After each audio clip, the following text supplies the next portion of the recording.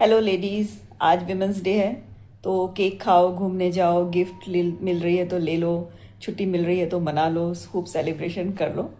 पर एक बात सोचो कि विमेंस डे होता है, ख़ास करके इंडिया की बात कर रही हूँ मैं। इंडिया में इसका सेलिब्रेशन का कोई मुझे लॉजिक समझ में नहीं आता, क्योंकि इंडिया में तो केवल विमेंस डे मनाते हैं, कोई मेंस डे तो मनाते नहीं है। होता है एक इंटरनेशनल मेंस डे भी, बट मैंने तो अभी तक इंडिया में कोई मेंस डे नहीं सुना। क्यों?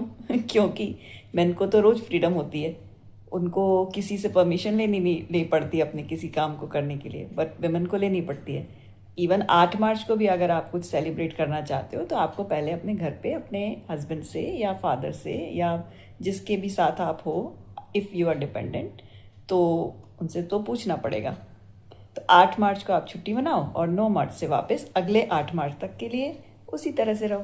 तो इसलिए ये एक दिन का मुझे कोई लॉजिक नहीं समझ में आता। और वैसे भी अगर हम थोड़ा हिस्ट्री देखें तो जो विमेंस डे है उसकी शुरुआत हुई थी अमेरिका में प्रोटेस्ट करके। वो भी वहाँ की जो विमेन लेबर्स थी, वर्कर्स थी, उन्होंने शुरू किया था उनके काम के घंटे कम करने के लिए और बराबर पे के लिए और वोटिंग राइट्स के लिए। रशिया में भी और बाकी भी यूरोपियन कंट्रीज़ में इसीलिए प्रोटेस्ट हुआ था।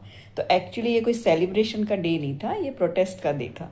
तो वैसे हमारे यहाँ इंडिया में सबको आदत है कि बिना कुछ जाने बूझे जो बाहर से आ रहा है वो मनाने नहीं लगो। तो ठीक है, मनाते रहो, अच्छी बात है। बट थोड़ा सा ये ज़रूर सोचो कि अगर आप अपने आप को लेबर तो नहीं समझ रहे हो, मतलब कि आज आपको छुट्टी मिली है तो आप सब कुछ जो मर्जी आए करो और कल से फिर वापस वही। तो वुमेंस डे का जो लॉजिक है मुझे एटलीस्ट इंडिया के जो कॉन्टेक्स्ट इसमें बिल्कुल भी समझ में नहीं आता। फिर भी मेरी बहुत सारी प्यारी दोस्त भी मनाती हैं और सभी लोग मनाते हैं, तो ठीक है, मनाओ, बढ़िया है। एंजॉय करो, बट थोड़ा सा उसके पीछे का कॉन्टेक्स्ट भी समझो। और अपने आप को लेबर अगर समझ करके विमेंस डे मना रहे हो तब तो थोड़ा सा सोचना चाहिए। लेबर तो नहीं है हम।